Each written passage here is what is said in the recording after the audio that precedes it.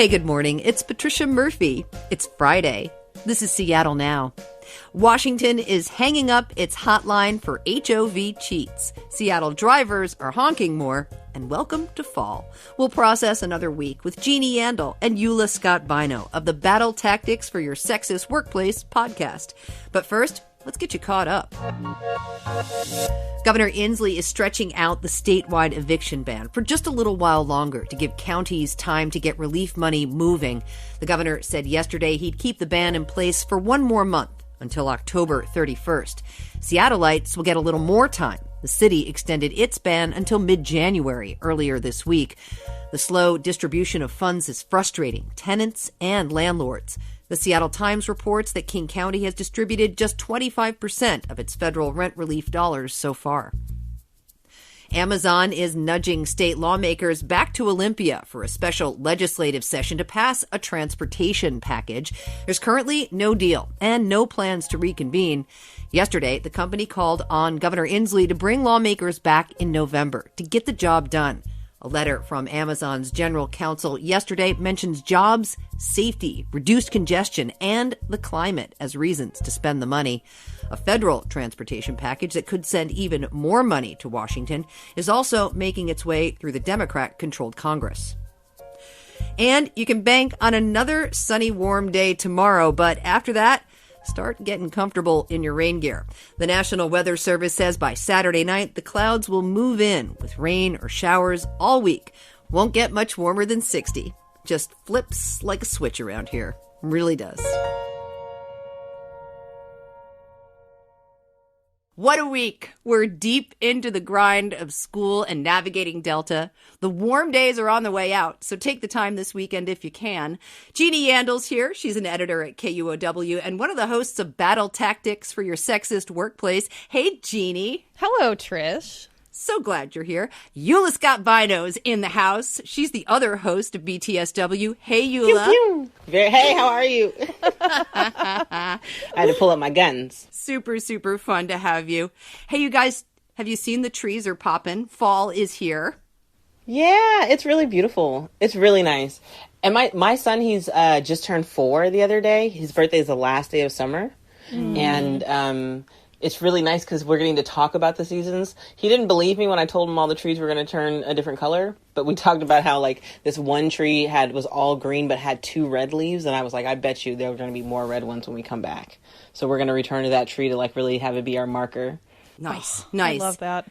Yeah. We could say goodbye to 7 p.m. sunsets, though, this week as well. So the countdown clock is not working in our favor in terms of the light. No. For sure. No. That's okay. And that's... Are you sad about that, Eula? I'm excited because I want to go to bed at 7 o'clock.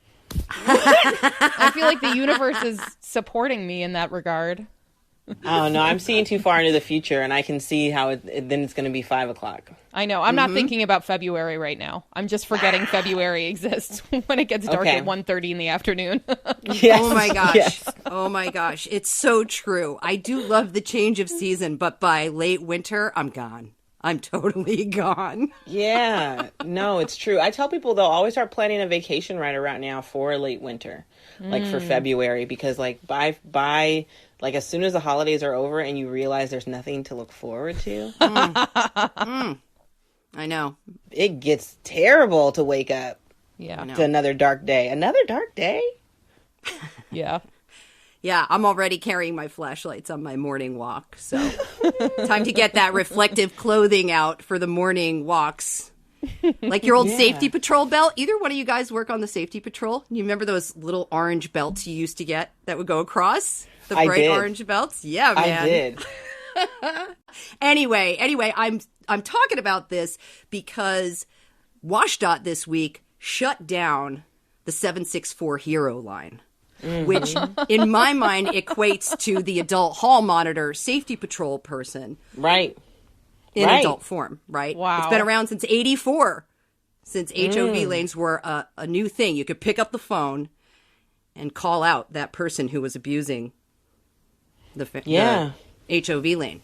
Yeah. So, okay, here's my question about it. As much as I love 764 Hero, like, you know, the idea that, like, you're a hero for telling on somebody, like...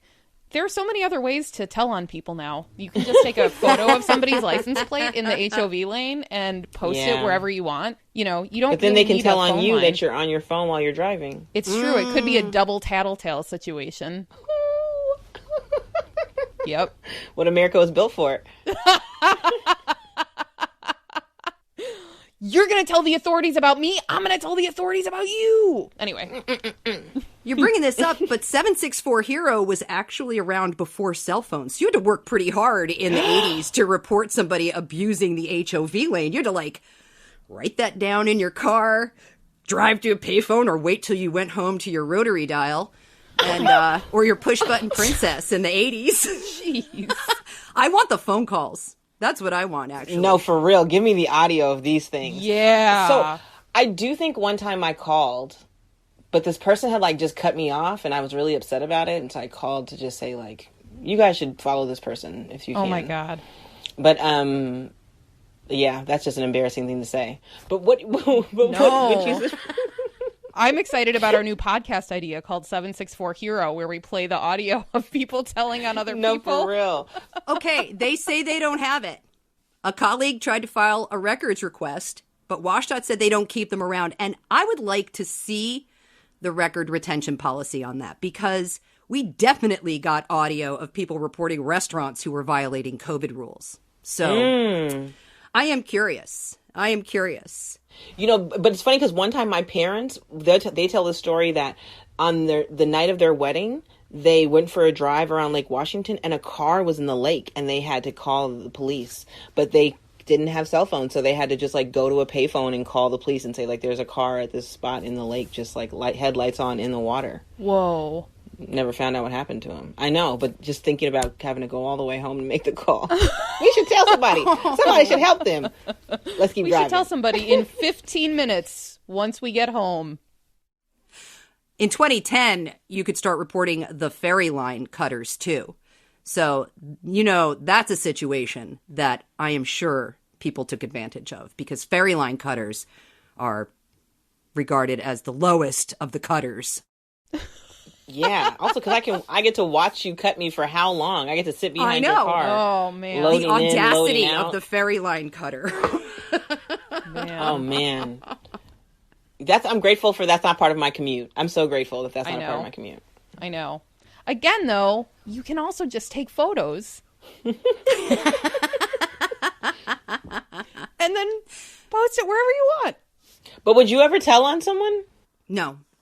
No. No. If I get mad at you on the road, you're going to know about it from my vehicle on the road. I will unlikely call the police on you. We're going to settle this here. We're going to settle this. We're settling this on the highway. No, for real. For real. And Jeannie, you tell. Oh, I mean, could you tell, like, I was like, I might. Yeah, I don't know. I turn into kind of a, like, don't break the rules kind of person, especially when I'm in my car. And I want immediate, like, swift authority to come and tell the person who I believe wronged me that I was right.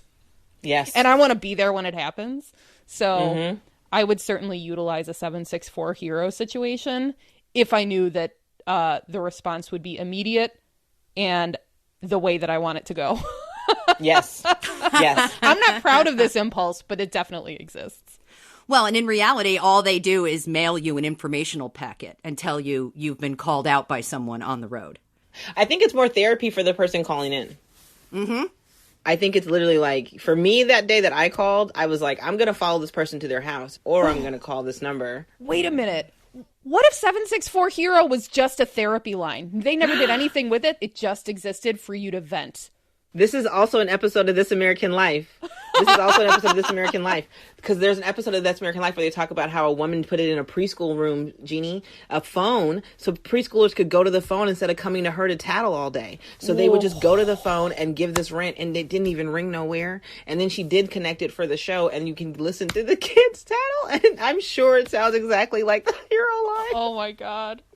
One is just a kid not remembering why they called. That would be me. That would be me.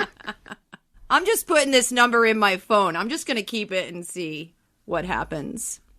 Anyway, technically it's going to be gone as of yesterday. People are going to have to figure out another way to exercise their frustration on the road.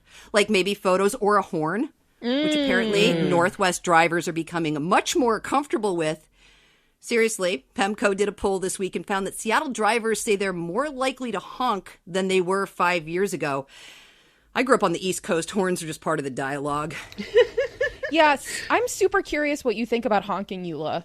Like, you grew up here. Like, what, I mean... I think it's really inappropriate. I think it's really inappropriate to honk. I think that the only way you're supposed to honk is where you do the thing where you, like, tap, tap, tap. Like, where you kind of go like... Like, bip, bip, bip. Yeah. Yeah, that's the only thing that I am allowed to do, even my spirit. But I also... I do appreciate the bump, bump, bump. Because the bump, bump, bump is like, you missed the light. You're going the other direction. A longhorn is like, move. And it's like, move. You know what I'm doing. I'm doing the same thing you were doing the last time you were at a light and you needed somebody to honk at you. You're on your phone. You're passing something back to your child. You drop something on the floor. You're trying to figure out if you got tartar sauce with your order. Like, we're all doing the same thing. Just tell me to go. So, yeah, just tell me to go. You're in the majority, Eula. You're in the majority because the most common answer in that poll was, I acknowledge my mistake with a gesture of thanks when someone honks their horn at me. Yes, absolutely. Absolutely. And I do think that people who honk hard, though, are just all transplants. That's what I think, too. I'm like, everybody who gets, like, aggro on their horns out there, or because the least likely response was that you get angry when someone honks at you. Mm-hmm. Those are all East Coasters, too. Yeah, yeah. And Midwesterners, because I do the same thing. Well, you're like, well, come on. We're both doing the same thing. I'm like, okay. Well, I'm doing the same thing you're doing, buddy. So yeah, it's hard to get the jersey out of the girl. My way to express anger when somebody honks at me is to honk back. I believe in horn escalation. Doesn't really go anywhere. You guys don't remember those stories of like people getting out of their car and getting into fights on the road and stuff? Like that's what I've always been told. Like you don't honk because you just don't want to upset somebody. People are already having, COVID days. You don't want to throw them over. Yes. That's a very important point, Eula. It is actually not safe to be like angry with anyone on the road these days. It's not good for your blood pressure. We should probably all just, deep breathe our way through these things. But yes, that's a really important point that you never know who you're honking at out there. And a younger Murphy may have been a little more bolder. Aww. Yeah, she's going to settle it here. She's going to settle it right here. I know. Yes. I don't need a 764 hero number. I'm my own hero. Honk.